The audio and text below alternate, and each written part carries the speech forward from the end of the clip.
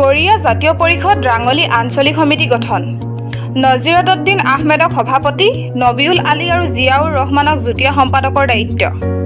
স্বদেশ স্বজাতিৰ স্বাৰ্থৰ হকে সেৱা আগবঢ়োৱাৰ মনোভাৱেৰে সংগঠিত হোৱা সদৌ অসম গড়িয়া জাতীয় পৰিষদ চৰাইদেউ জিলা সমিতিৰ অন্তৰ্গত ৰাঙলী আঞ্চলিক তদৰ্থ সমিতিৰ এখনি সাংগঠনিক সভা কালি আবেলি অঞ্চলটোৰ ৰাঙলী চকলীয়া প্ৰাথমিক বিদ্যালয়ৰ প্ৰাংগণত অনুষ্ঠিত হৈ যায়।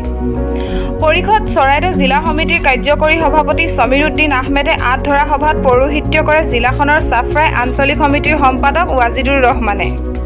জিলা সমিতিৰ উপসভাপতি নজিৰুল ইছলাম, সাধাৰণ সম্পাদক আব্দুল হাছিমুল্লাহ, সাংগঠনিক সম্পাদক ৰফিকুল হুছেইন, গাঁও প্ৰধান ৰফিজুদ্দিন আহমেদ, শিক্ষক জিতুল আলী, সমাজকৰ্মী আলী হুছেইন, নুৰ মহম্মদ আলী, বাবুল আলী, ইমৰান হুছেইন, ৰফিক আলী, সাংবাদিক ফৰিদ আলী আদিৰ উপৰিও অঞ্চলটোৰ অৰ্ধ শতাধিক ব্যক্তি উপস্থিত থাকি সৌষ্ঠৱতা বৃদ্ধি কৰা সভাত পৰিষদৰ সাংগঠনিক দিশত আলোচনা কৰাৰ উপৰি পূৰ্বে তদৰ্থ হৈ থকা সমিতিখন নৱীকৰণ কৰি নজিৰউদ্দিন আহমেদক সভাপতি, ৰফিজুদ্দিন আহমেদক কাৰ্যকৰী সভাপতি, নবিউল আলী আৰু জিয়াউৰ ৰহমানক যুটীয়া সম্পাদকৰ দায়িত্ব প্ৰদান কৰি চেপন, পাঠাকু, মৰাণ, খুমটাই আদি চুবুৰীয়া অঞ্চলসমূহ সাঙুৰি ৰাঙলী আঞ্চলিক সমিতিখন পূৰ্ণাংগ ৰূপত গঠন কৰা হয়।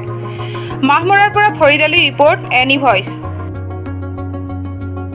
যিখিনি আমাৰ থলুৱা গৰীয়াসকল আছে তেওঁলোকৰ লগত যোগসূত্ৰ ৰাখি সম্পূৰ্ণৰূপে সেই জনগোষ্ঠীটোক আগুৱাই নিয়াত যি ধৰণৰ সহায় সহযোগ কৰিব লাগে, যেনেকুৱা ধৰণৰ আমাৰ থলুৱা আমাৰ যিসকল ভাইসকল আছে তেওঁলোকক যাতে আমি সকলো প্ৰকাৰে আমি সহায় সহযোগ কৰিব পাৰোঁ, সেই উদ্দেশ্যকে প্ৰমুখ্য কৰি আজি সমিতিখন সম্পূৰ্ণ পূৰ্ণাংগ ৰূপ দিয়া হয়। আশা কৰোঁ এই সমিতিখনে পৰৱৰ্তী সময়ত তেওঁলোকৰ নিজস্ব দায়িত্ব সুচাৰুৰূপে পালন কৰি আমাৰ জনগোষ্ঠীটোক এটা অসমৰ ভিতৰত এটা ভাল পৰ্যায়ত উপনীত কৰাবলৈ অৰিহণা যোগাব বুলি আশা ৰাখি মই ইয়াকে আপোনাৰ বক্তব্য সামৰণি মাৰিলোঁ।